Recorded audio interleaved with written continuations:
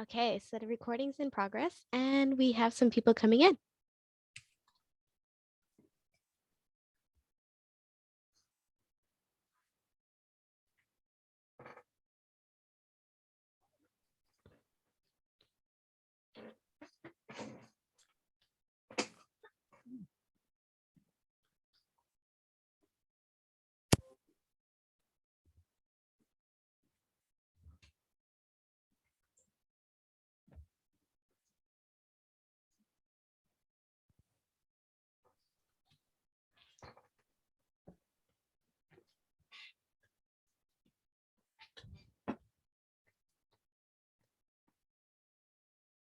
Okay, I see that we still have like quite a few participants coming in, so we're just gonna give it a minute or two and then we'll get started. All right, great. Cool.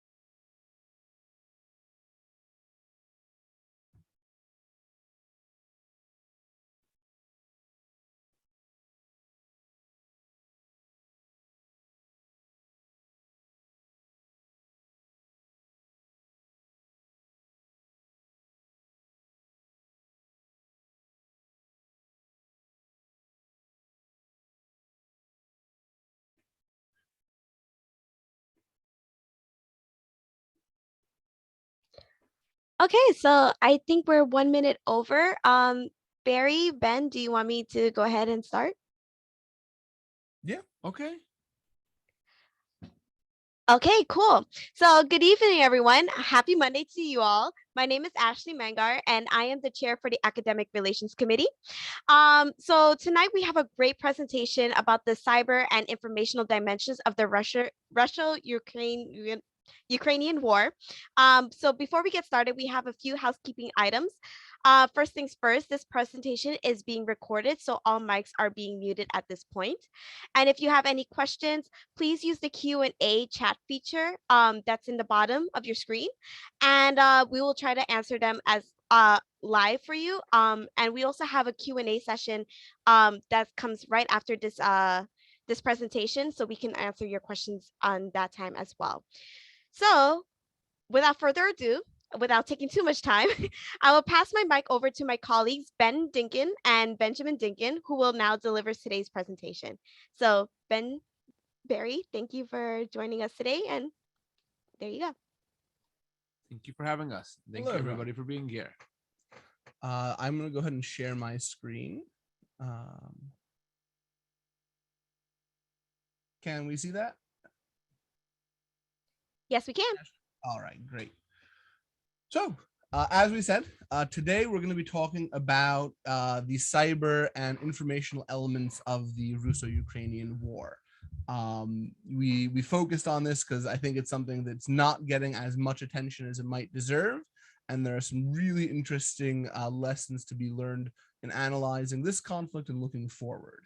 So, in the way of a brief introduction, this is Barry and I. We'll try to make the slides available, or there will be a recording available.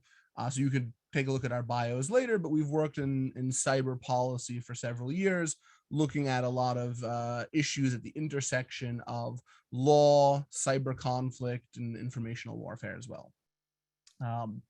So what are today's goals? What is it that we hope that you will walk away from today with? One is an understanding and contextualization of how and why and to what extent Ukraine and Russia have used informational and cyber modalities to support both of their respective efforts in this conflict. Then we will hopefully walk through everything that they've done. So once we understand why and how, we're going to see what it is that they've actually done and why it's quite interesting.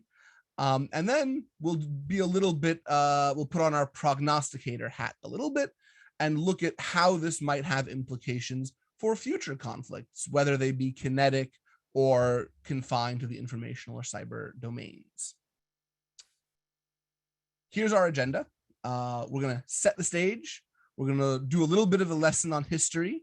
And for those of you who have some background on information warfare, cyber warfare, international law, forgive us. We're going to take a couple of very brief liberties in favor of expediency, and then we're going to dive into the conflict. For anyone who is a international cyber lawyer, a lot of this is going to be redundant and well oversimplified, but it's the level set, so there's at least a basis and a foundation for the majority who are not, lawyers or cyber lawyers in particular. And then we're going to look at the conflict. We're going to look at the cyber elements. We're going to look at the informational elements.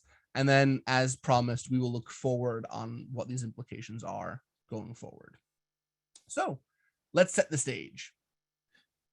So just some provisional definitions, and these definitions are very much incomplete, but they're useful to kind of create fluency and a basic basis for discourse on these terms. Cyber warfare can be understood as the actions by a nation, state, or international organization to attack and attempt to damage another nation's computers or information networks through, for example, computer, viruses, or denial of service attacks, among other modalities. Information warfare can be understood as an operation conducted in order to gain an information advantage over the opponent. And some of these are very reductivist, but most of these have been taken from official statements by academic publications or nation states defining them. So they're useful to kind of create a basic fluency. Warfare is a state of armed conflict between sovereign nations and is subject to the law of armed conflict. And espionage is access on behalf of a state, and in some cases outside of international law can be on behalf of a private entity as well, to information that is held by another state and considered as confidential or strategic in the military, security, or economic field. And we're going to talk about this more in a little bit, but one of the really critical ideas as we're going to go through these concepts is they are not as distinct as they might seem when you put pen to paper like this. They are fluid. They're often complementary. As we'll see, there are cyber-enabled information operations. The line between espionage and warfare are often, at the very least, unclear, if not overlapping in many important ways. But there are also critical distinctions. For example, warfare is something very specific. You need to have the elements that we listed here. If you have, a random non-state actor in Romania, you cannot have a state of warfare between Russia and that person. It can only be between sovereign nations. And again, for those of you who are versed in this, it's a lot more complicated than that, but we don't need to get into those nuances right now. Part of the reason that these definitions are so complex and so perhaps poorly fitted to the present environment is many of them originate from a pre-information era. That, a lot of the standards of warfare originate from times when people marched and threw spears when they crossed the border, not from when people sit at a keyboard and type things and shut down a power grid. So to Mitchell's question, is it only to gain an information advantage or to damage or prevent access? So damaging a system and preventing access would be part of cyber, not information. Again, the lines can be blurred somewhere. Sometimes you might want to confuse a state actor as to the validity of the information, the viability of information. So sometimes there is a blur there, but the information advantage is kind of what one of the core features of an information warfare as understood, as distinct from cyber warfare. And in many cases, there will be a hybrid blurring the lines between the two. Yeah. And we're going to talk a little bit about that later, Mitchell. So give us some time. So the first thing, and as we just previously teed up briefly, is a lot of these concepts sit in tension with each other. As we said, cyber and information warfare. A lot of people might say that, information warfare, cyber information warfare, cyber-enabled information operations, all involve kind of significant overlaps. And we'll look at a couple of case studies in a little bit, but there are overlaps, but we also have to be rigorous in creating our distinctions. And it's really, a question as to how do we want to treat these as distinct and as similar. If there's an act of war, doesn't matter if it's a kinetic act of war, a cyber act of war, there are certain responses that are appropriate and ways to engage with that. But it's important to distinguish warfare in the colloquial sense from warfare in the legal sense. So many of the definitions, for example, that we discussed before, include both things that might count as warfare in the legal sense and things that are below that threshold. Much of what we talk about when we talk about cyber warfare or information warfare does not reach the threshold of, some of it doesn't even reach the threshold of a violation of international at all, and most of it won't reach the threshold of an actual state of armed conflict.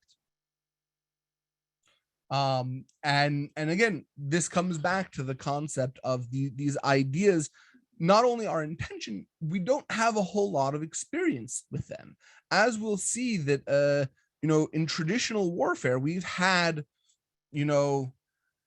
depending on what definition of modern warfare, if you look at kind of Westphalian, post-West Treaty of Westphalia, international law, or if you go back to kind of the foundations of civilization, we've been having warfare for thousands of years in a very similar way that we do today. But we haven't had all even almost as far back as you might go, some norms that exist, like to kill, don't kill the messenger. The norm against killing an emissary is at least as old as the classic civilization and possibly significantly older. So the norms were much broader and less restrictive. Waging a war of aggression for conquest of territory was not only permissible, it was the norm for most of human history. But at least certain norms governing conduct in warfare did exist, even well into early eras of history and possibly prehistory. So actually, let's keep moving. I want to get some of those examples now. Another just very brief digression before we move on, though.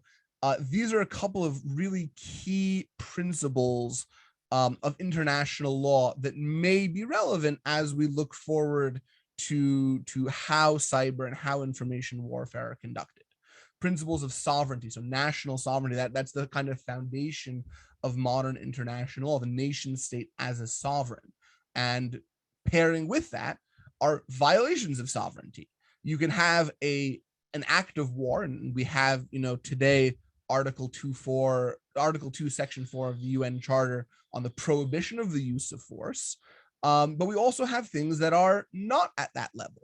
We have all the time, and we're going to look at examples that have been very recent of cases where we have violations of sovereignty. So one nation interfered in another state's affairs, but it doesn't rise to that level of an act of war. And that gray zone is going to be of a lot of interest to us, because that's where everyone feels really comfortable operating in cyber and information space.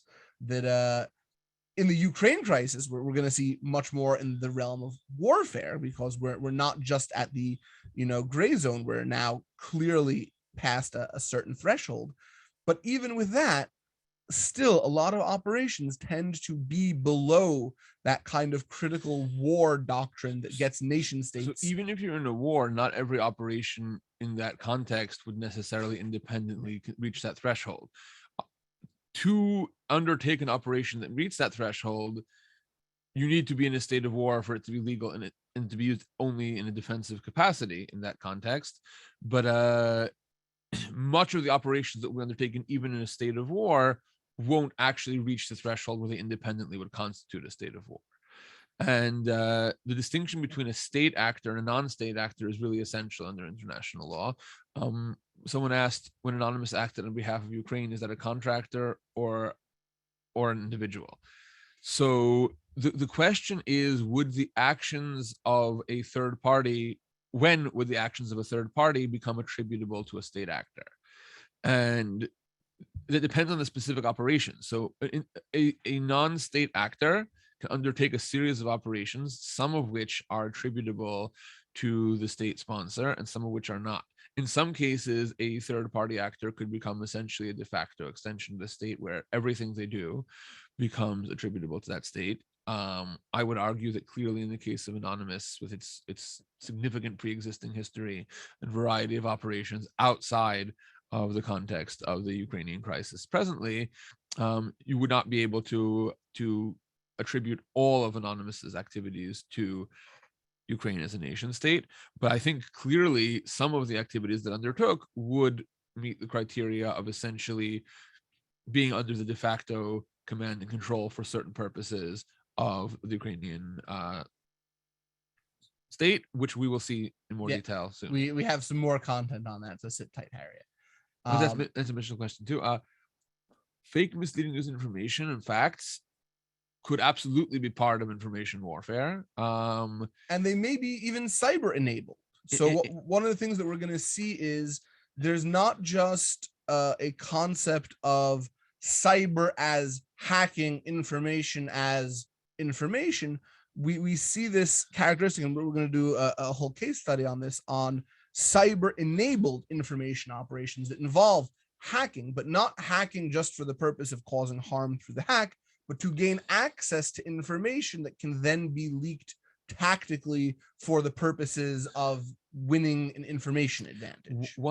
Two related interesting points that I want to just briefly tag now, and we will discuss more certainly, are one, information operations and information warfare is not necessarily illegal and is not necessarily nefarious.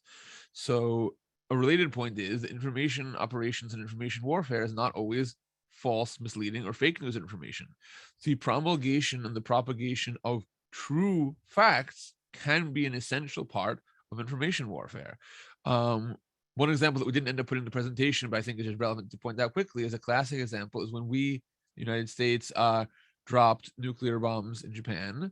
We sent pamphlets warning people in the regions that could be affected, notifying them with the intention, A, of minimizing civilian casualties, and B, of precipitating a surrender of Japan, potentially to avoid the necessity to bomb it, or at least to surrender as rapidly as possible after, to avoid further necessity of operations. So it is absolutely not limited. Information warfare is not limited to the propagation and the creation of false, misleading, and fake news or information. It, in many cases, can include the objective, accurate transmission of true, accurate information to areas that might not otherwise have it. All right, let's keep going here. So very briefly, I'll even leave this because we got a little bogged down in questions here, but in response to acts of aggression, so this includes acts of war and things that are less than acts of war, and includes things that might be legal, includes things that are non-violative of international law. There are a wide array of tools in a country's arsenal. There are a lot of different options, and obviously, some can be punitive, some have to be limited, some can be retaliatory, some cannot be anticipatory. There are a wide array of options, and understanding those options is actually really important to understanding, the back and forth. In international law and international conflict, it takes two to tango. And so to Mitchell's question, yes, we should put here. Declared is a complicated thing. It's clearly a state of war. Russia has not formally declared war because Russia preserves very deliberately and conscientiously the narratives that what it isn't doing is not in fact a war, but rather a special military operations. We'll discuss more later. But unquestionably, what Russia has engaged in is an illegal war of aggression in Ukraine. All right, let's keep going. So let's do a little bit of a history lesson now. Again, we're going to get to the Russia and Ukraine piece and expand on it substantially, but understanding how information and cyber warfare have been conducted in the past, I think is really critical to getting a full picture. So information warfare is really, really old. And it's quite a bit older than this also, but this is just a classic example in the literature of information warfare is Genghis Khan, when he would sack a city, and much of the time, just again, not to go too far on what Genghis Khan's manner of warfare, but he would actually generally not try to slaughter everybody there. He would usually only slaughter the ruling class and whatever. But in certain instances, he decided to slaughter entire cities. And part of the reason that he did so was to send a message to the neighbors. So he would slaughter almost the entire population and leave a few people alive so they could go to the neighboring cities and transmit the severity of the situation they were facing, either surrender or annihilation. And this was true. This was, again, an example of where true narratives are sometimes as powerful a tool in information warfare or in warfare in general as any other tool. And much of the time, the cities did surrender. And I think that that's a critical point here to recognize the strength of information warfare here. Genghis Khan would literally conquer cities without having to engage in any kinetic combat. Mind you, he was prepared to. Mind you, he was able to win those battles. But it was the information space that he utterly dominated and won multiple conflicts without ever needing to lift a bow or spear or engage in combat. So when we say information warfare, as we look forward to the current day, a lot of it tends to be diluted into larger conflicts and winning individual engagements, things like that. And I don't want to say that's not relevant, but I do want to just remind everyone that arguably, to some extent, the greatest power is information power, because at the end of the day, that's what can defeat an enemy before you've ever engaged with the enemy. And there's another famous, even more ancient example. The name is escaping me right now, but when a city was being defended by a woefully inadequate number of defenders against a war, the leader of the military of that city sat on the wall and played his flute. And that sent such a message to, again, this may be apocryphal. It is likely apocryphal, but it shows the kind of understanding of the power of information warfare. The attackers were so intimidated. Zhugliang was the name, just reminded me, that the attackers chose not to invade. Reinforcements came and the city was saved. So a person conveyed such a sense of security by being willing to play a flute on the wall that deferred the attackers more than an entire army could. So, but let's get a little bit more modern now.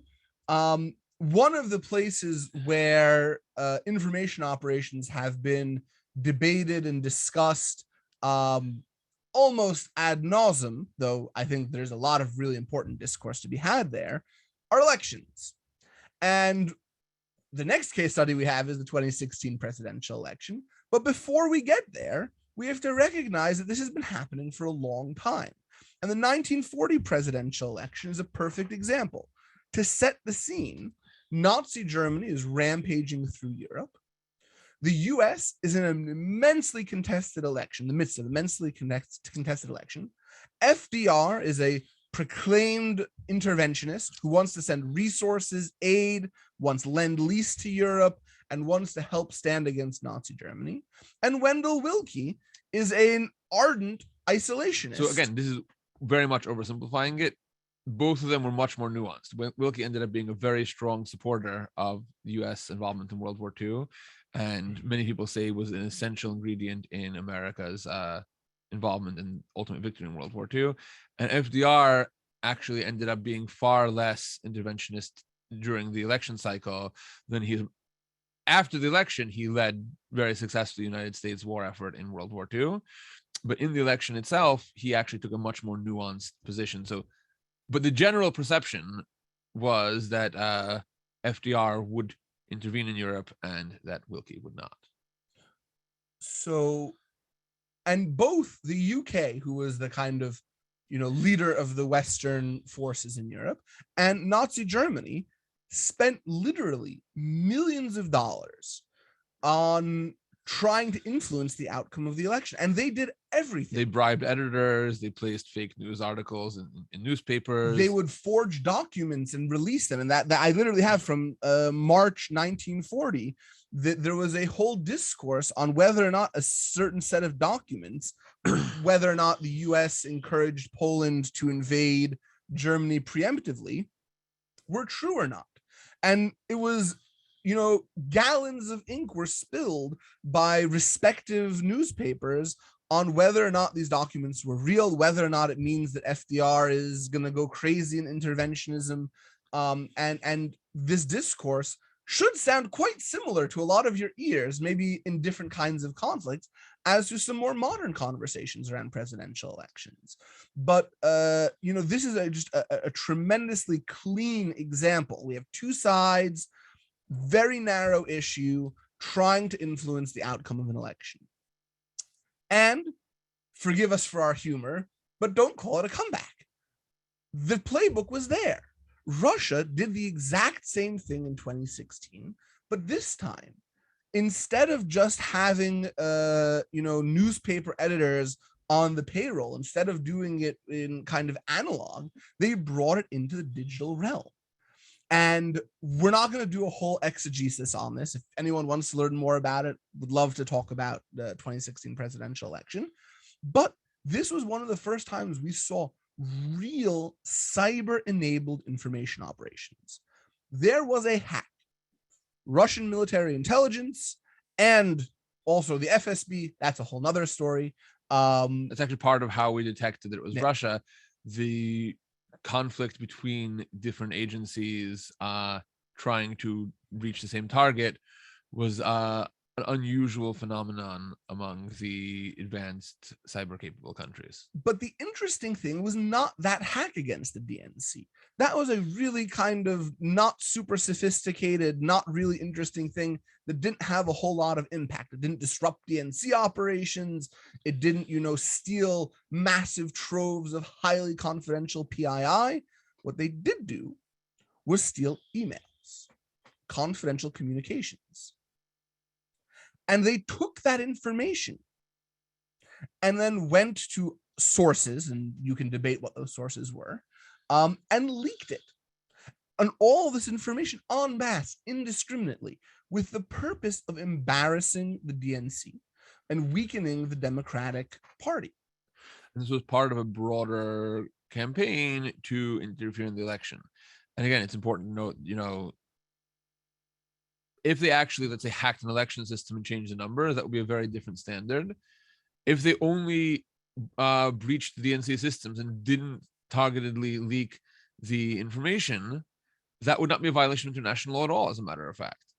The standard, by deliberately targeting the information and trying to impact the results of an election, even if they didn't actually change any votes, most, including us in a paper that we wrote in 2017, would argue that this was a violation of international law, but was also clearly not an act of war, as some officials claimed. All right. Now, we're going to look at a little history on cyber warfare.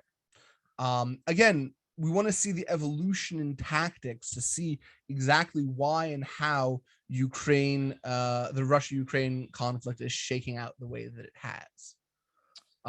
We just had a question that came in. Aren't the US and Russia not subject to international law? So there is a very wide debate as to the nature of international law, who is subject to it, when and how.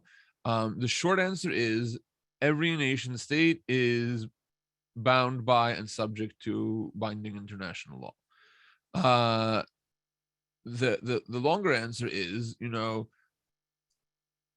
what Russia is doing, for example, is pretty clearly generally understood to be a violation of international law of a pretty high severity.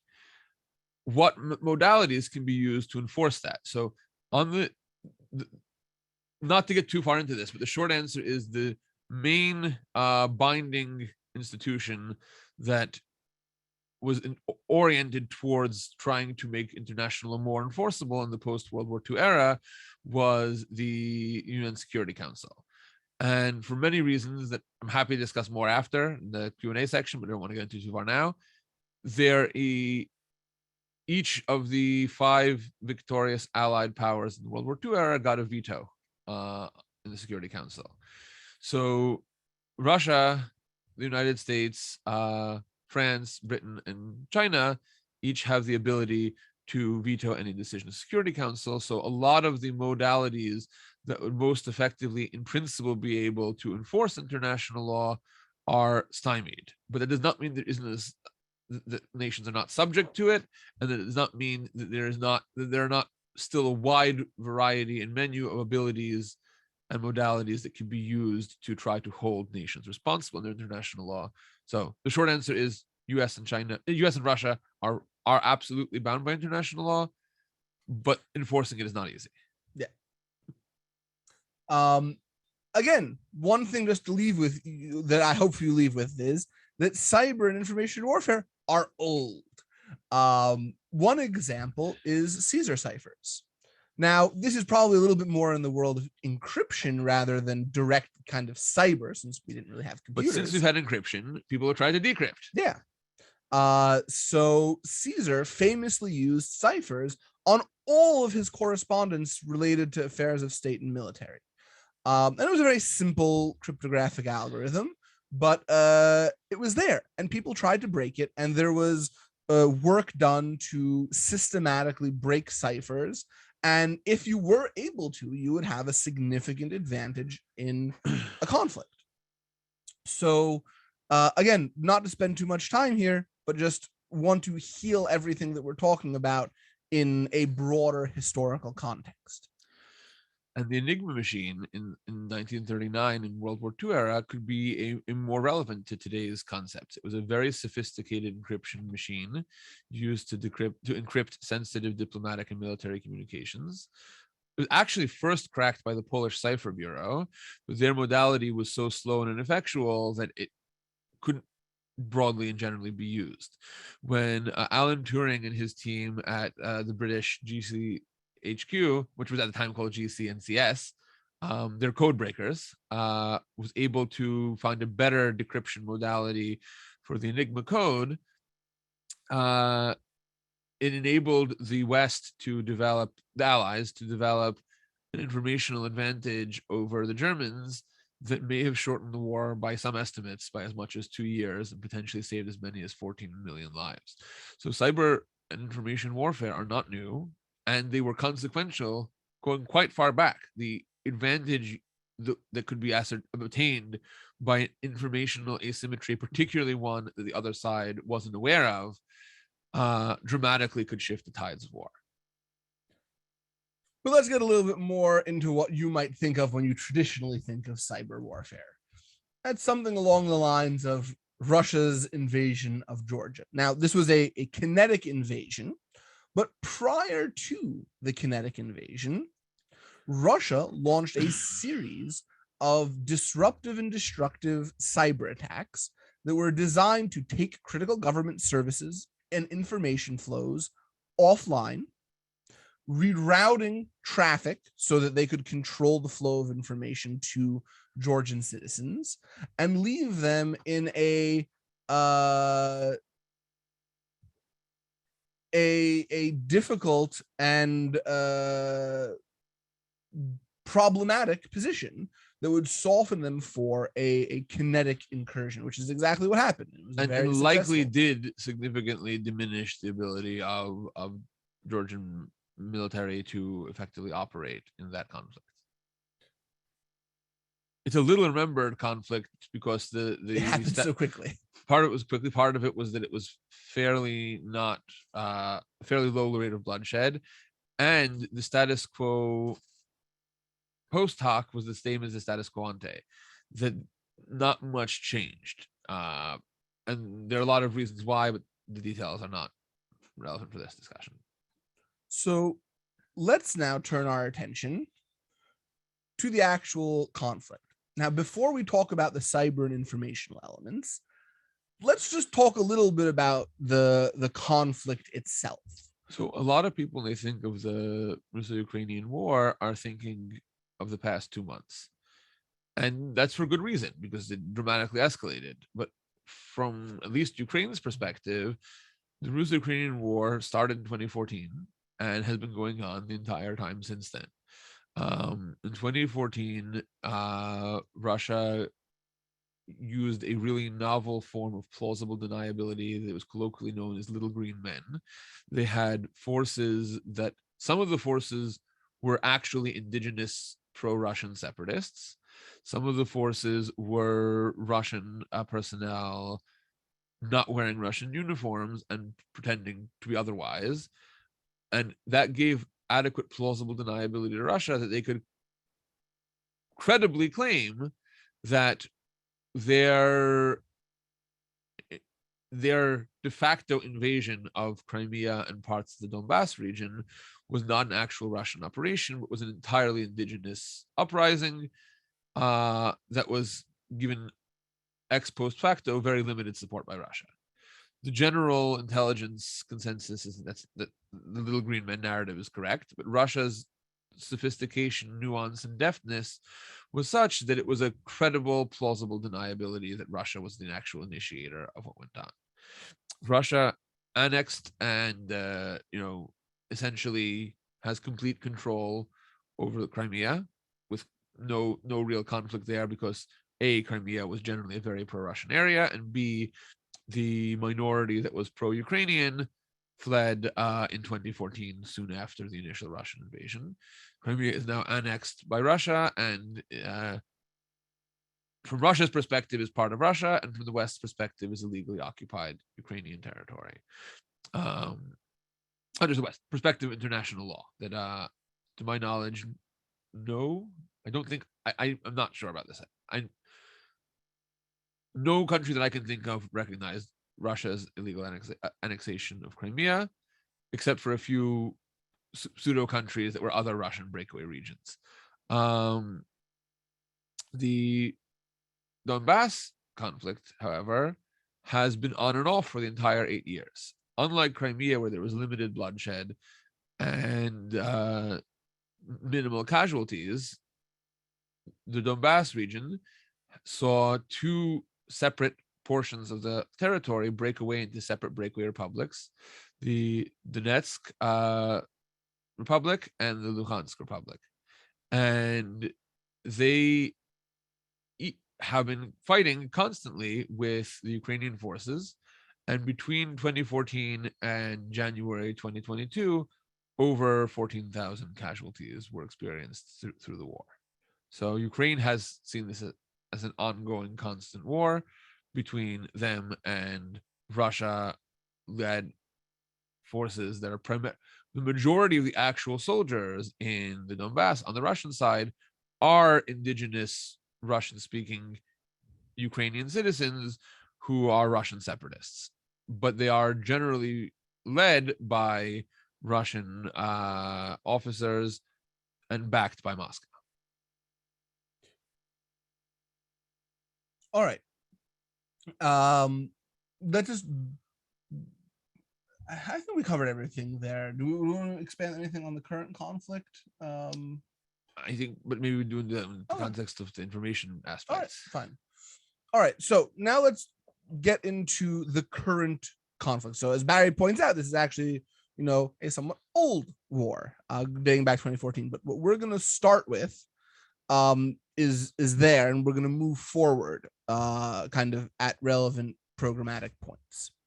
So after the initial invasion by Russia in 2014, the conflict entered into a frozen period where kinetic operations were ongoing, but they had kind of reached a lull. Forces weren't moving borders. There were no incursions.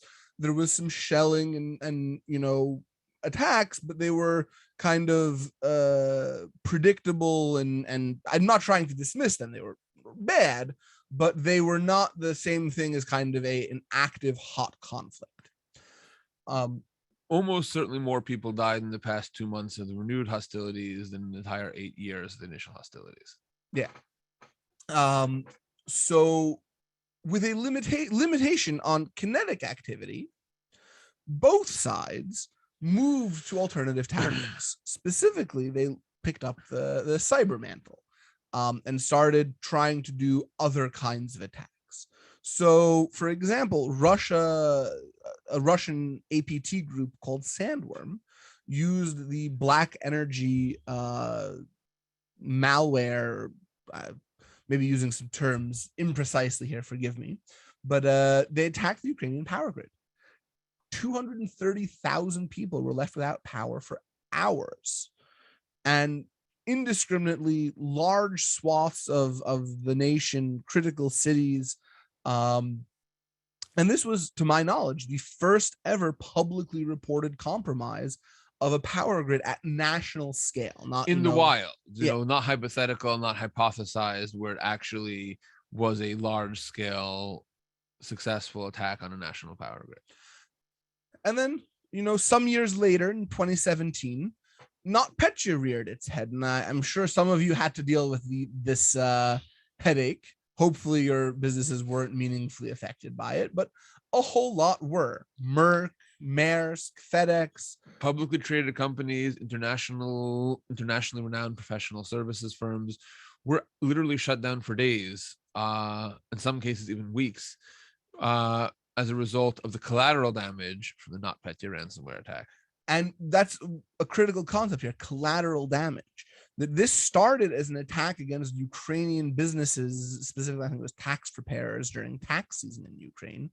But because it was a virulent malware, it was able to spread indiscriminately. And I don't know that Russia had intended to create the largest damages of a cyber attack globally ever, but that's what ended up happening.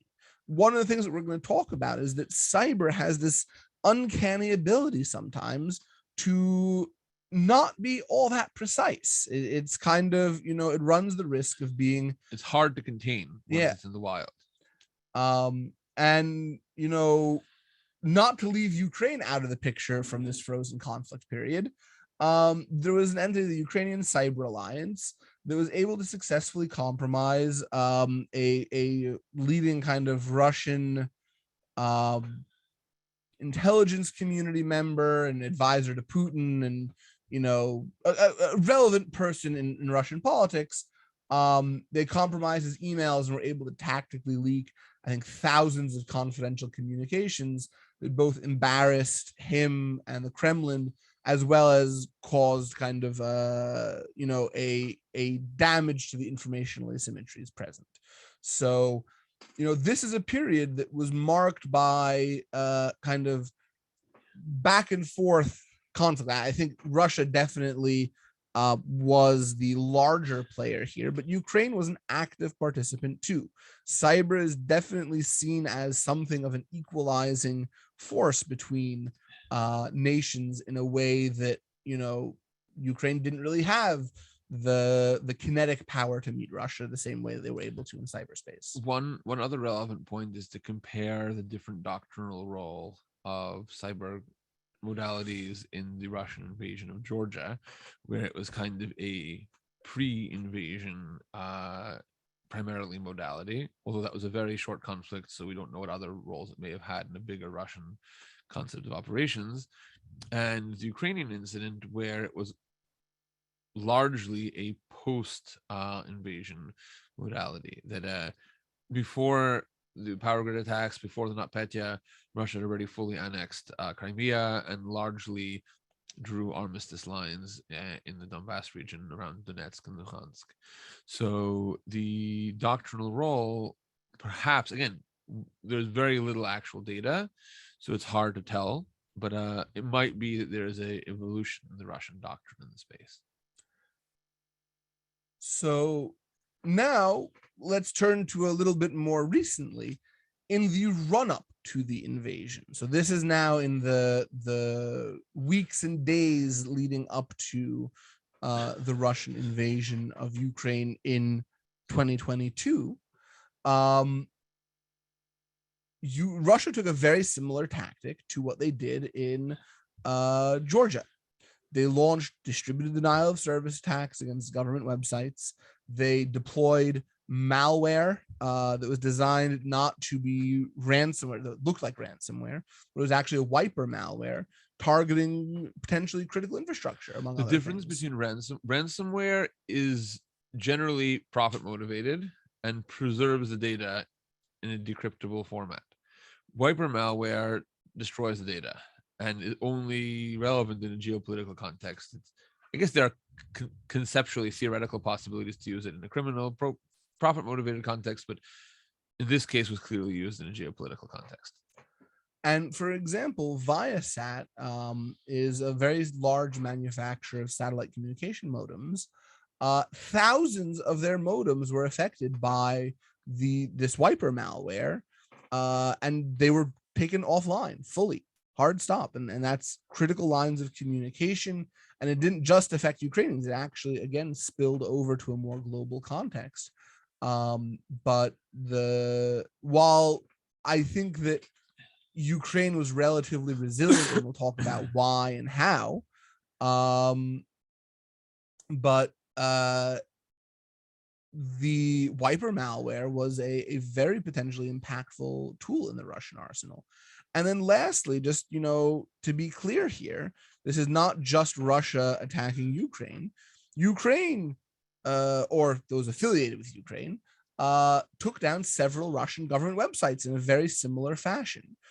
Kremlin.ru, Mil.ru were experiencing significant DDoS attacks and were either taken offline or were significantly slowed in the days leading up to the invasion.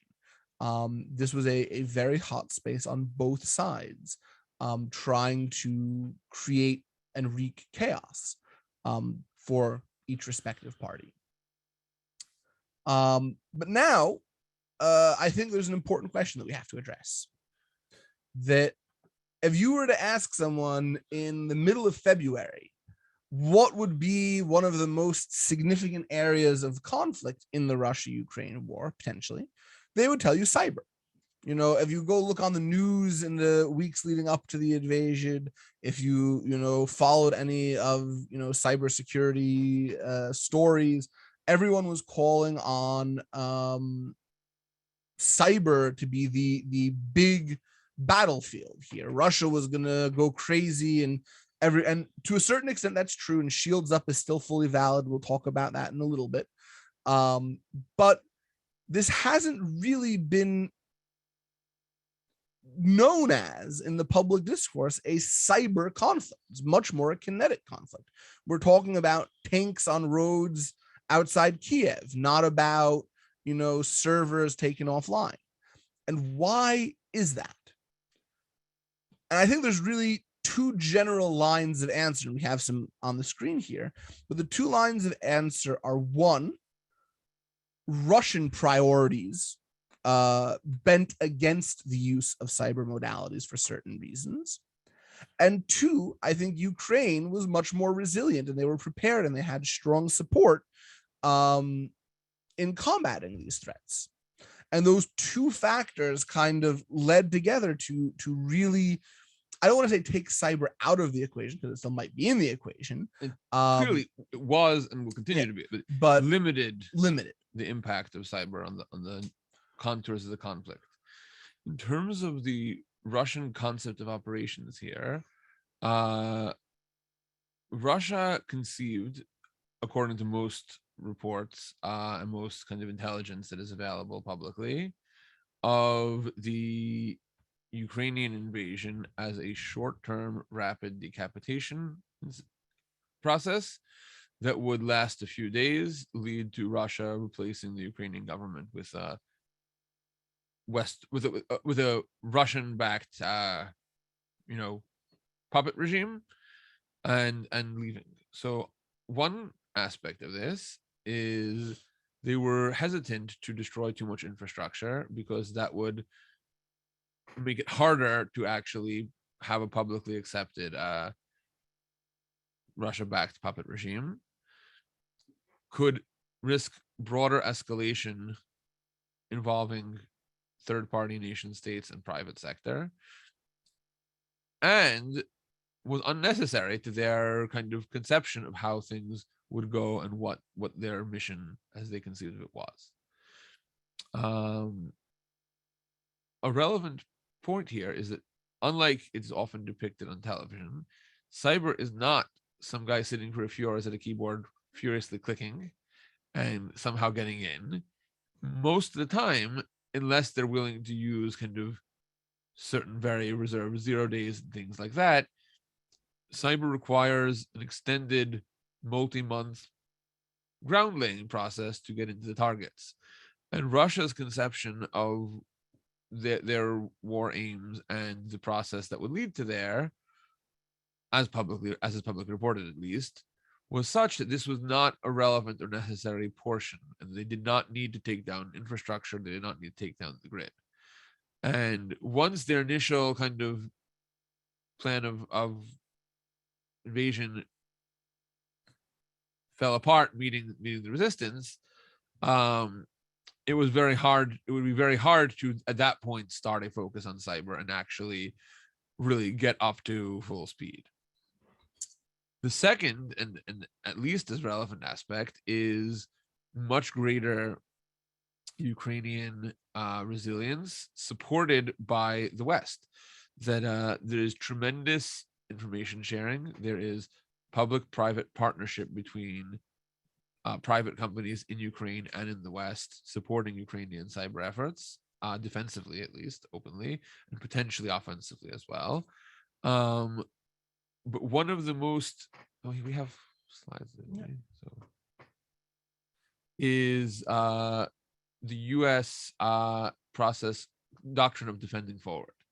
So defending forward was first established in 2018 as part of the DoD cyber strategy. And it says that we will defend forward to disrupt or halt malicious cyber activity at its source, including the activity that falls below the level of armed conflict. This is a pretty unique kind of concept. When a country is behaving badly and in a manner that is below a violation of armed conflict, or potentially even below a violation of international law, we don't send in the 82nd Airborne. Generally, the military is involved primarily in warfare. And just to kind of further elaborate on that, it's the military tends to have two functions. One, defend America. You know, if someone were to invade America, the military is who's going to protect us. You know, set aside Posse Comitatus, all that. The other thing the military does is attack our adversaries.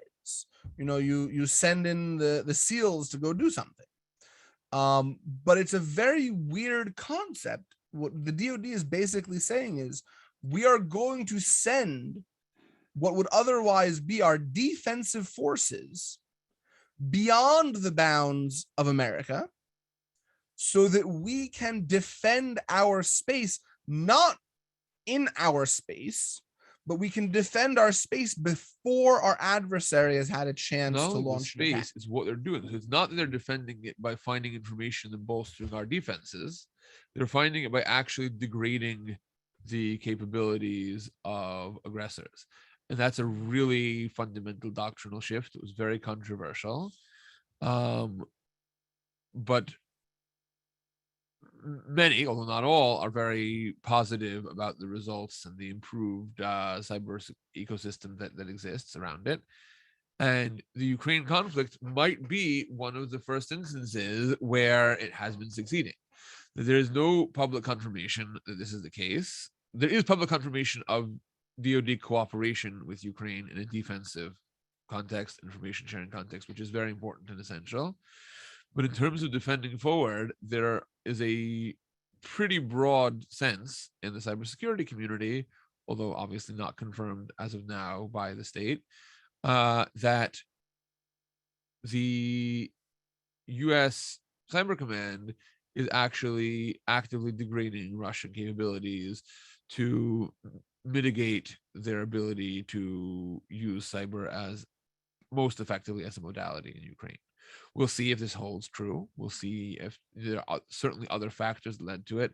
But there is a very strong reason to believe that part of the reason that Russia has been much less effective than expected and much less active than expected in the cyberspace is because of actual US operations against Russia in the context of Defend Forward that have, to one degree or another, been ongoing for years. Now, another really interesting development that came up in cyberspace around this conflict has been the role of public-private collaboration. So, as Russia was launching these destructive malware campaigns, we did get some communication from entities like the Department of Homeland Security and Cyber Command is very limited communications. But by and large, most of the information that we had was from private sector companies. Microsoft, ESET, Symantec were sharing critical intelligence because they were defending against these attacks to their clients. And they were putting this information out in real time to Ukraine and to other entities. It was an absolutely critical element of the picture that it was not just nation state to nation state. The role of these private companies really came to prominence, and there's a very good reason for that. If you go look at the employee roles of many of these companies, you're going to see a tremendous number of former military personnel, former intelligence community personnel. They understand the value of these intelligence capabilities. They understand the need to share it. And it's really evolved from a nation state to nation state conflict into one where the private sector is a real partner, collaborator, and element. And that upends a lot of our traditional notions of conflict and warfare. If you think about warfare, it's country versus country. It's not really, there's not a place for those private entities to interject themselves, but they have become an absolutely essential part of the conversation.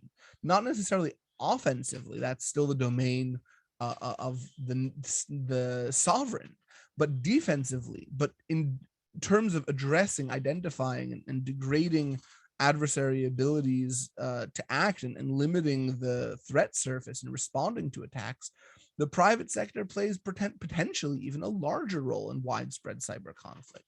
And that's true more generally, not only in the Ukrainian context, but is likely one of the core ingredients of why Ukraine has been so much more resilient this time around than many would have expected. And then, to me, arguably one of the most interesting developments that came up in the war is the rise of the non-state actor. I remember seeing this tweet from Mikhailo Fedorov when it was tweeted in February, that he called for the creation of an IT army hacking on behalf of Ukraine, going after Russian IT infrastructure. And what's key here, he was not conscripting soldiers. He was literally saying anyone in the world who has an ability to do things should join us because it's the right thing to do. That was his position. But you should hack Russia. And what you see to the right of that is the first message in the Telegram channel of the IT Army of Ukraine, which is still active today with 286,000 subscribers on Telegram. And they literally said, attack Gazprom, Lukoil, Magnet, Tatneft.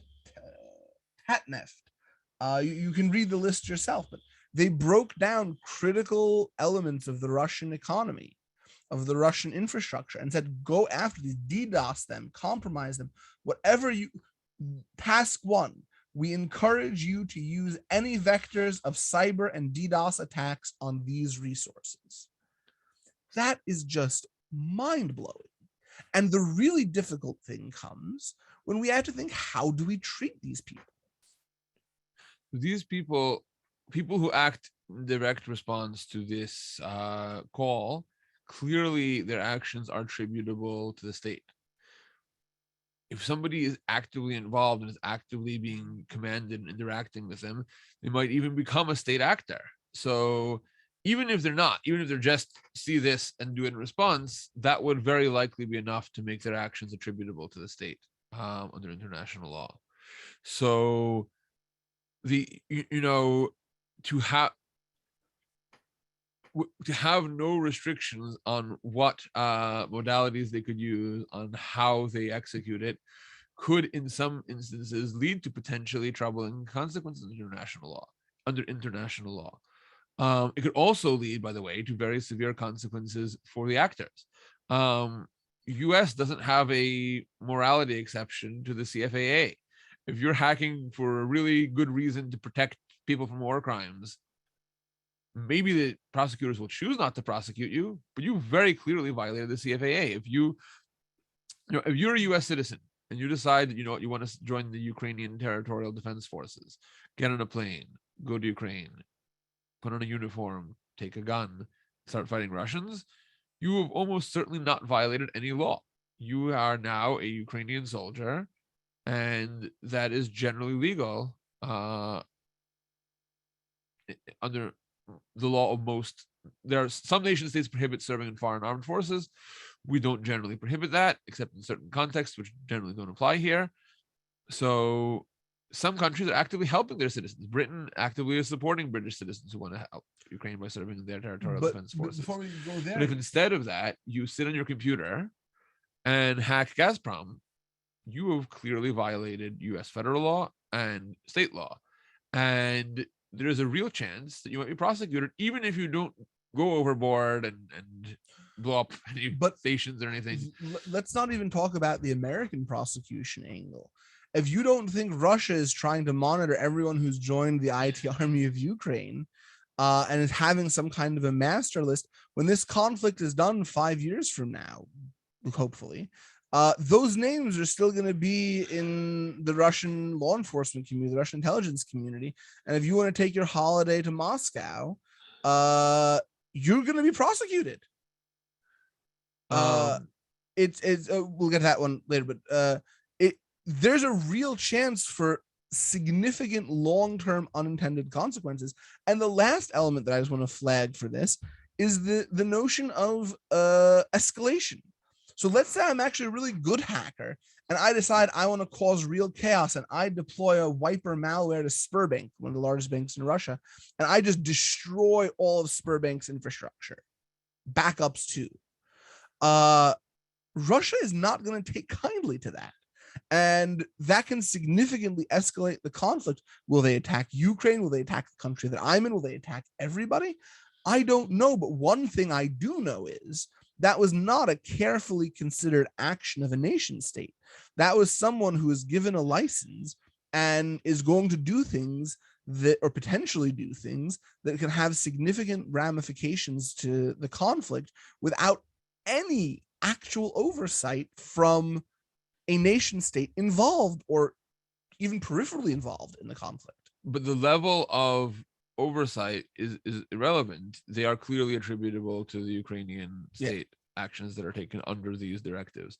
So Harry, the nuance there, what you probably recall is that if you serve in a foreign army that is operating against the United States, so if you joined the German army in World War II, for example, that could be viewed as taking up arms against the United States and could in some sense, in some context, be viewed as a forfeiture of citizenship and or treason and or a lot of other things.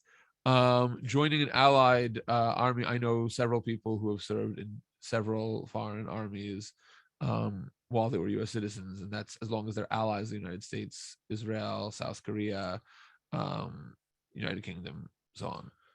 All right. Now, as we wrap up the cyber elements of the conflict, I want to look forward slightly. We'll have a longer looking forward section later. But one thing that I want to call out is this is changing constantly. Everything that we've told you is past looking, but the future is not going to look like it necessarily. As all the sides dig in and it's becoming increasingly clear that we're going to have a longer term conflict, cyber may become a more appealing option Russia may be willing to destroy more infrastructure if they're going to bomb it anyway. Or maybe they're looking to escalate as sanctions continue to ramp up and sanctions become felt. Putin created a war chest to withstand sanctions, but at some point that dries up.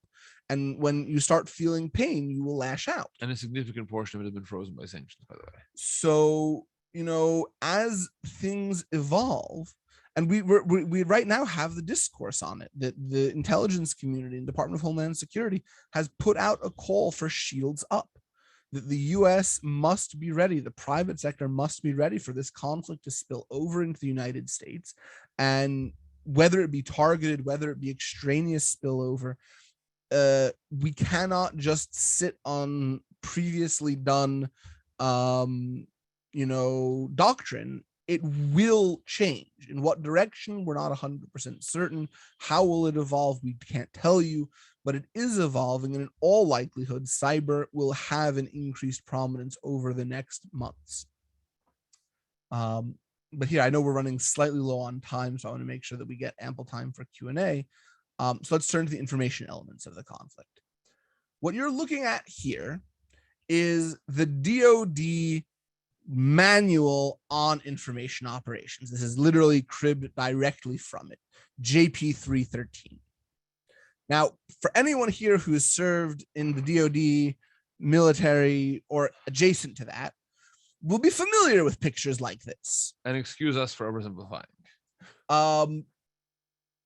This is a complicated picture. Not to disrespect anyone over in the Pentagon, they love PowerPoints and they love pictures like this. It's a very great picture, but it's incredibly complex. It deals with information flows, who the audiences are, influencers, how to identify vulnerable populations, what happens, where it happens. It's a very, very kind of ornate, technically correct document. But I think that it misses some of the more foundational pieces to information operations. And that's understanding what are the two primary modalities of an information operation. One is through psychological operations or propaganda. And I want to be clear here. When I use the word propaganda, I'm not using it in the colloquial sense that people use to kind of talk about false information generated by countries to do stuff. I'm using the more technical definition of propaganda. It goes back to the church, right? Initially originated from the church, had an office of propaganda, which comes from Latin to kind of essentially to propagate information, to effectively transmit information broadly. And it became colloquially used to refer to misleading or false information, but it, in its literal most proper sense, can be used just as easily to refer to the deliberate and conscientious dissemination of true and accurate information. And the other element or approach to information operations that is, in our opinion, completely novel in this conflict is tactical information sharing, which is, and we'll explain a lot more of what that is, but it's the tactical release publicly of information that the release of that information has an impact on the conflict in and of itself. Undermines the operational capabilities of the adversary. So let's look at kind of, the spectrum. And one thing to make clear here is these are not totally distinct categories. They can very frequently blend with each other. But propaganda, and I just pulled a World War II Russian propaganda poster for the motherland. This is the kind of information dissemination that we're talking about when we think about propaganda. It's motivating. It identifies people who are, sympathetic to the cause and trying to convince them to do something for the greater good. That's kind of traditional approaches. Tactical information sharing is what we saw in the lead up to the conflict. That I don't know if anyone remembers where they were when the invasion started. Barry and I happen to remember this because we were teaching a class on cybersecurity law, and we elected to teach the class, to not teach the subject for that week, but teach about the international law that could govern the conflict. And I was on Twitter looking at things that were happening, and it said, at 8 or 9. It was 9:00 p.m. Yeah. So our class ended at 9. So we told all of our students at 9:00, it's a graduate class, so it's an evening. You should switch on the news because the war is starting. And everyone was like, what do you mean? How do you know when the war is starting? Are you a spy? Like, no. And there wasn't an official government statement. It wasn't Jack Kirby at the lectern at the Pentagon saying Russia will invade at 9 p.m.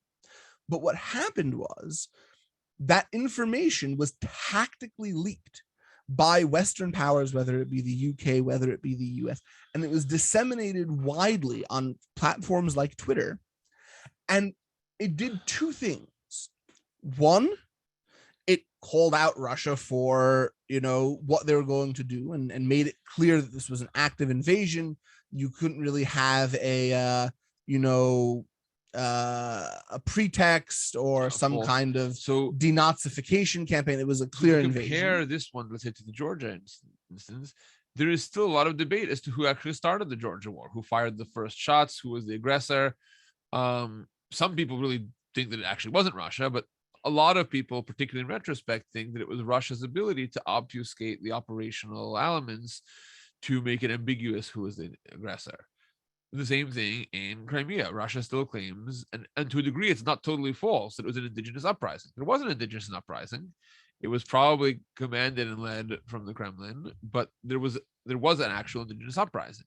In this war, there is a lot of evidence that Russia's vision was to facilitate an indigenous decapitation of the government and replacement with a Russian-oriented puppet government. And Western intelligence leaked that before Russia could put any of it into motion. They said, this is what Russia's going to do. This is approximately when it's going to happen. These are the people who they're considering to be the leader of the new government.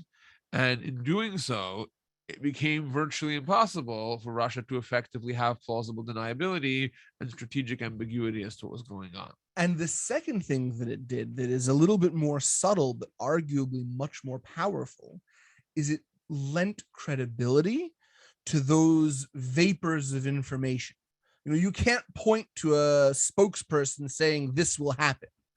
But what it does happen is to those threads of conversation now go from being, noise on Twitter to being absolutely essential information that is shown to be credible and true. And that credibility early in the conflict was critical for other things that we're going to talk about right now. So, for example, we had a lot of cases of information operations. This was what we were talking about. If you see the time here, at 6 p.m. on February 24th, right before the invasion, 23rd, sorry, it happened on the 23rd. It was 24th. It was 24th Ukrainian time, 23rd US time. On the 23rd, they're ready to go now with pictures of what was happening. The Snake Island case, turns out that it's not exactly what happened, but because the credibility was built by the accurate information that came early, those conversations, those threads, those vapors of information became credible. So when the story of Snake Island happened and those people lost their lives, not captured, that's what the story was. Or, you can even see the official government Twitter account of Ukraine talking about the ghost of Kiev, who doesn't actually exist. But it was a great narrative story in the very early days of the war that built morale, that facilitated real engagement from a majority of the citizenry of Ukraine and motivated them. So it was not true, but they had the credibility, and that was what was key. As it moved into later stages, it became less important that the ghost of Kiev wasn't real. The buy-in had happened. The information war was won. The advantage. I think a big part is not just the narrative and the credibility; it's the actual real credibility. That in Afghanistan, the president of Afghanistan fled. Ashraf Ghani got on a plane, allegedly filled with pallets of cash, and fled the country. And Volodymyr Zelensky is sitting in Kiev wearing fatigues, and this is not decorative. That as we'll see in a little bit, there were multiple attempts to assassinate him. If the Russians successfully took Kiev, he almost certainly would have been executed. That he actually put his life on the line, and not only that was one of the key elements. That the president and almost all the government and almost all the participants are willing to put their lives on the line, the leadership, to defend the country, that creates a tremendous degree of morale. And the incredibly effective communication strategy of the leadership, as we'll see also, was essential to that.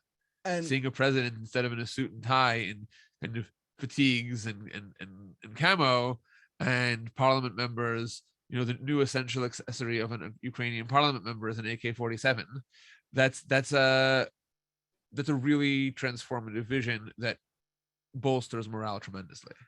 And sorry, I don't mean to cut Barry off here. I just want to finish this slide so we can proceed. Is on the right side, what started happening once the information advantage was won at those early days, it started becoming decentralized.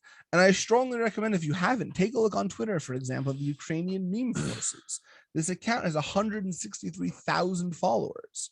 And all it does is share humorous memes. It's become a completely decentralized approach. I don't even know if it has any affiliation with Ukraine. It could just be an American citizen doing these. But once that initial advantage was won, that first mover credibility was bought, it tumbled down and snowballed into many other facets of the conversation.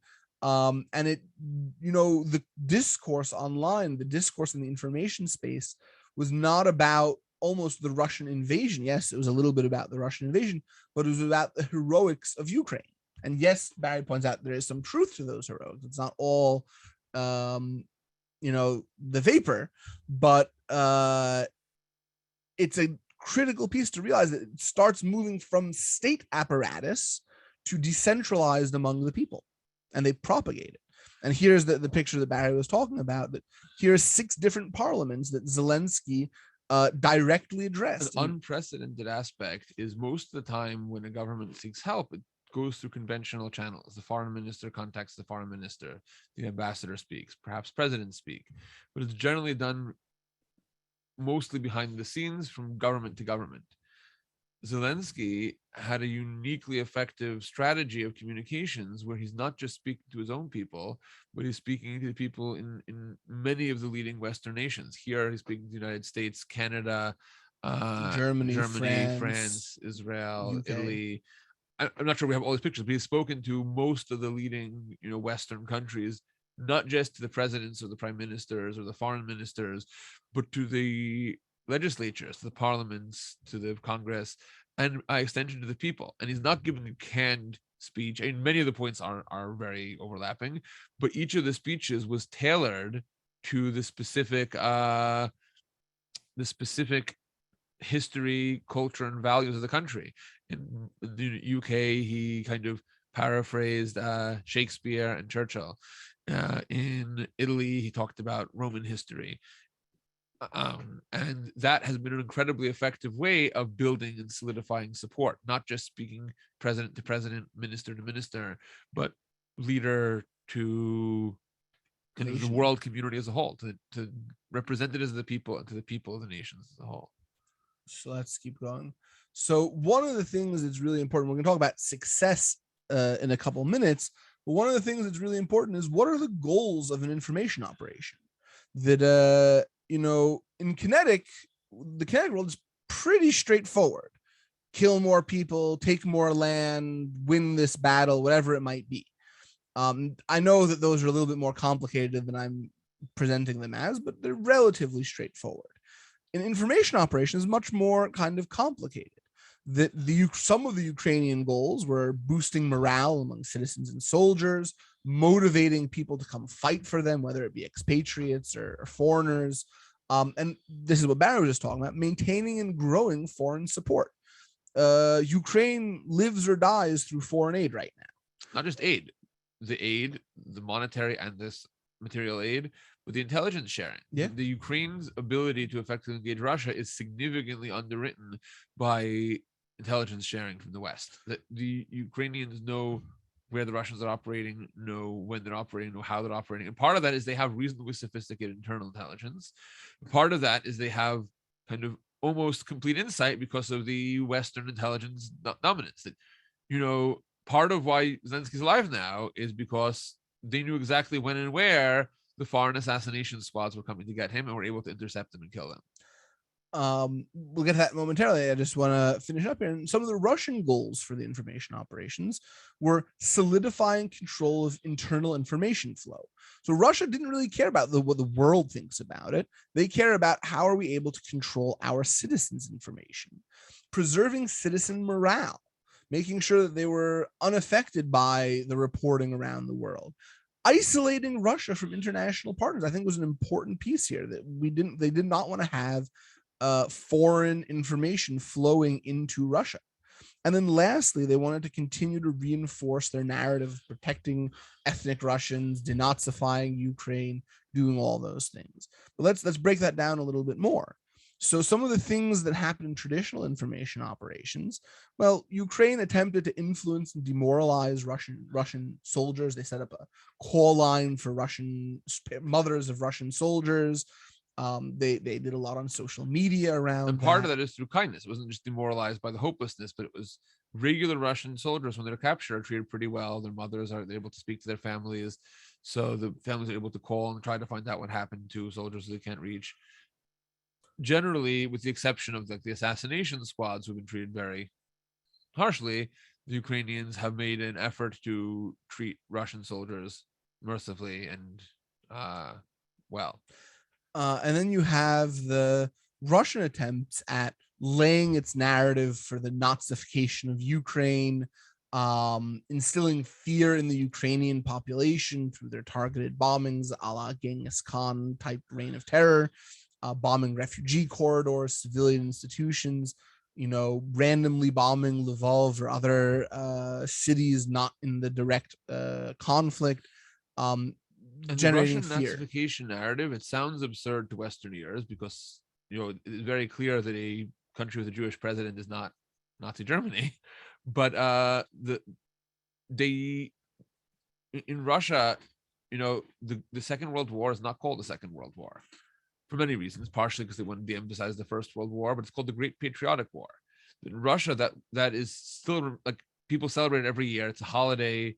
The consciousness of the legacy of World War II is very active in the cultural and political ferment of Russia, and the affiliation of Ukraine with Nazis is a way to the Ukrainian government with Nazis is a way to build support for fighting it, even if it's not true, and it has enough of a kind of tiny kernel of the Azov brigades and all the controversial history there that they can emphasize those aspects and portray it as the West is covering it up and that Ukrainian government is actually a Nazi entity, which it is not. So Barry and Ben, it's now 7:22. We do have just letting the audience know that this is also a time for Q&A. So if you have any other questions, which I don't see in the chat, please feel free to drop it down, and then Barry and Ben can be able to answer it for you. But otherwise, Barry, Ben, you can continue on with your presentation. Thank you so much, Ashley. I'm sorry that we're a little behind here, but yes, please ask questions. We would love to help kind of address anything that you might have on your minds here. But we're happy to stay. We want to continue discussing. While those go on, we'll just keep going here. So some of the non-traditional elements that happened in this conflict was the tactical leaking we discussed, but it was also, for example, Putin's targeting of his own citizenry. This is a poll that was taken prior to the invasion, and the weeks after the invasion, Putin's popularity rating went up 15%. After all the sanctions were imposed, after some of the atrocities started coming to light, Putin's numbers went up. That's the degree of control that he has over the information flow for his people. They have a famous incident where a daughter whose apartment was blown up calls her a Russian girl who's married to a Ukrainian man living in Ukraine, calls her parents, says, "My apartment was blown up. I have all my possessions are destroyed. All my clothes are destroyed. Can you help me?" And she's like, "What do you mean? There's no war going on in Ukraine. Why are you making things up?" And literally, parents don't believe their own children because the control of information flow is so tightly restricted. And the narrative in Russia is that this is a special military operation to denazify Ukraine and to protect Russian speakers in the Donbass region. and we'll talk about Let's this just- more. Yeah, quickly. This is not a lot of time. Yeah. So let's. So we do have a few questions coming in. Number one is, what cybersecurity areas may Russia attempt against the US or its US companies? So that's a great question, Mary. It's also a really hard question to answer because it's just so potentially broad. What, generally speaking, the focus from the Shields Up initiative from the Department of Homeland Security's CISA, Cybersecurity Infrastructure Security Administration, has been around critical infrastructure. So that is the focus, but it can take a lot of different directions, and it can be just about anything you can imagine being relevant here.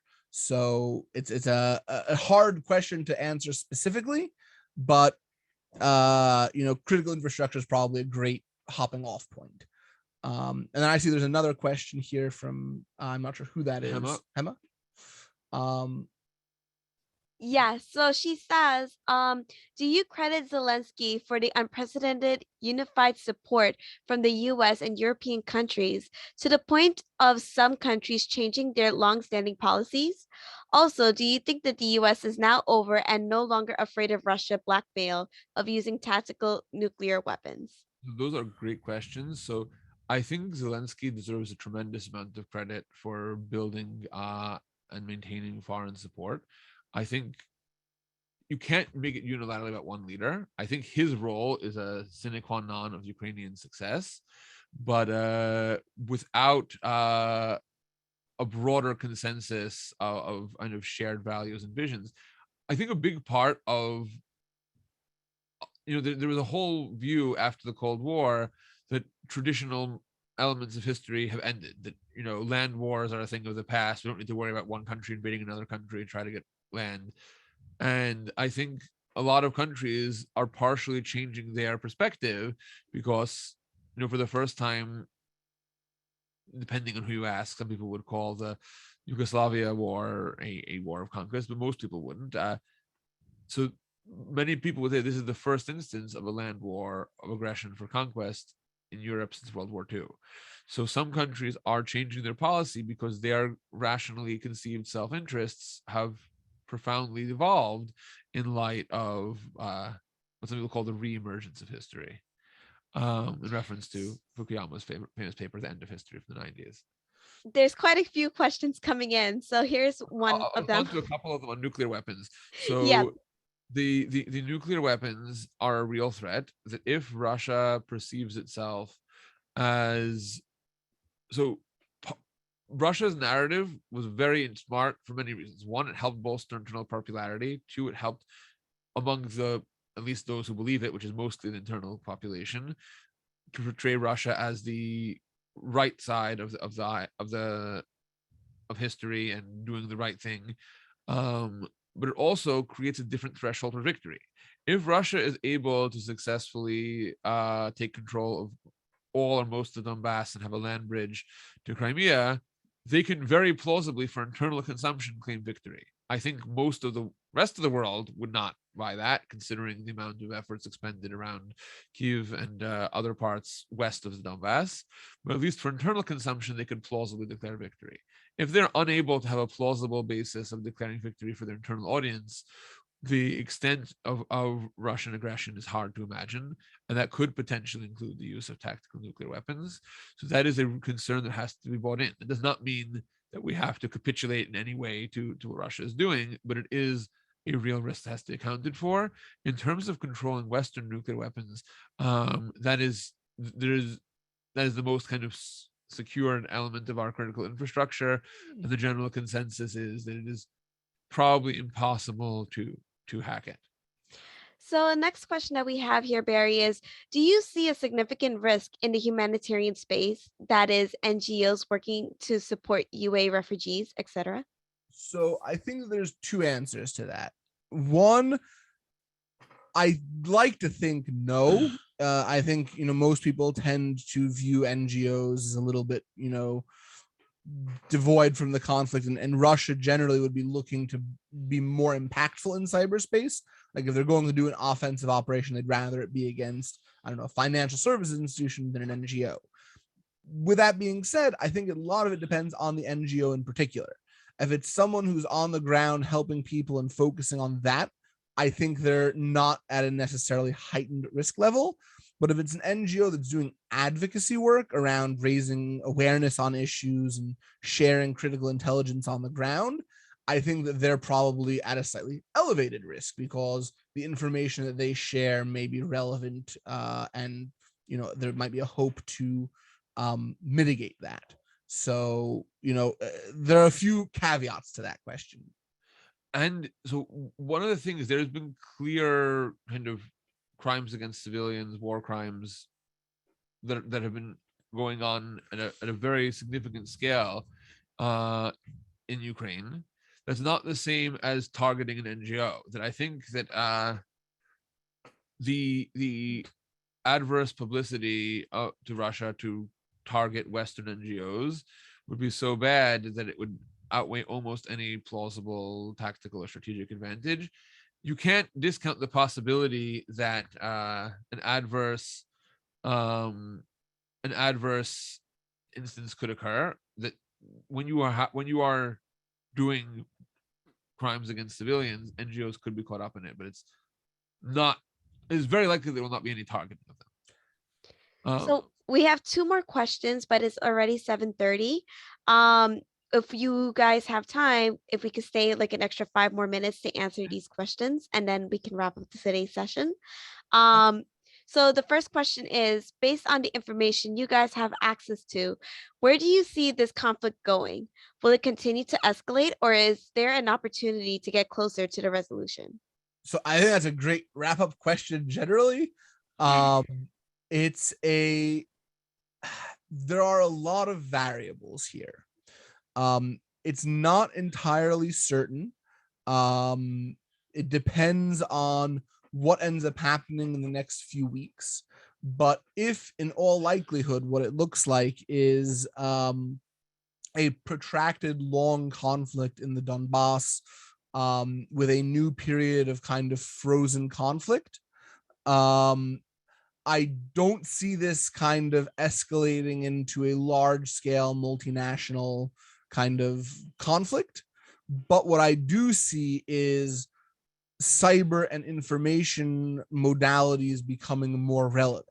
If Russia is not going to try to, conquer the entirety of Ukraine with missiles, they are going to look to punish the West for its sanctions regime and the damages that it will impose using alternative, less than active war level means, like we discussed earlier. So I think also a big thing will be what happens with the sanctions regime. Do we keep it on in the long term? Do we kind of start easing sanctions? Does Russia meet someone halfway? Does Russia have the ability to plausibly declare victory for internal consumption?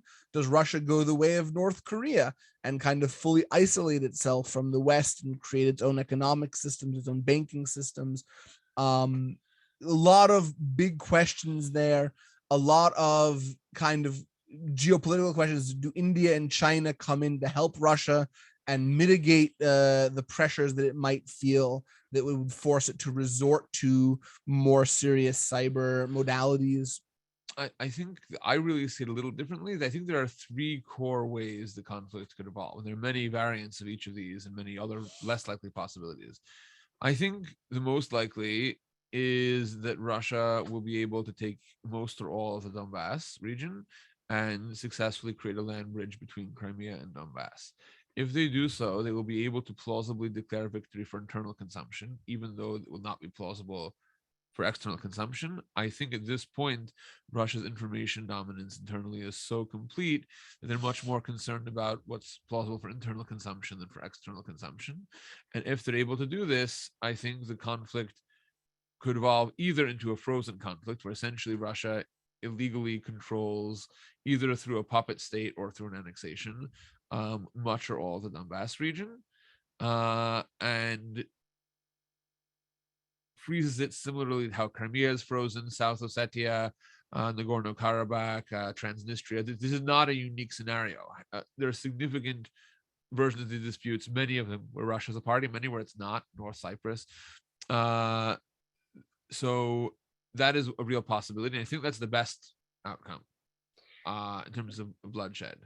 So The we second- have 3 more questions, just so you know, Okay. Barry. So one of them is, can AI programs be hacked to be reprogrammed and to be used against us? It's a great question, a little bit beyond the scope of our present inquiry. So just a quick answer to that. Adversarial learning is a real threat. That there are some studies that show 90% of recognition-based AIs can be tricked with what's called a single pixel switch, and so the 98% can be fooled with adverse data that is not visible to the naked human eye. But so Ashley will have to do another one on that. Yeah, it's a really interesting on that topic. So the short answer is Of this is course. cause for concern, but a little bit out of scope. Yeah. Definitely. And to respond to NATO, I think that's one of the scenarios about how the war could end in a much worse way. If Russia fails to take any plausible basis to declare victory in Donbass and the land bridge, they will see it as an existential crisis for the regime in Russia. And if Putin can't declare victory to his people, even with his near complete information control, that is an existential risk to the survival of his regime and to his personal survival, because he could very easily be, extradited to The Hague and tried for war crimes here and in other instances. So that's the kind of scenario where it's totally impossible to predict what he'll do. Things like the use of nuclear weapons are plausibly in the cards in Russian doctrine. Their phrase is that if it's not an existential threat to Russia, they won't use them. But existential threat to Russia, the country, and existential threat to Russia, the regime, while are seen as very different from a Western perspective, likely won't be seen as fundamentally different from a Putin perspective, and could plausibly result in that kind of escalation. And that is possibly one of 2 scenarios where I see that NATO could actually get involved in a direct conflict.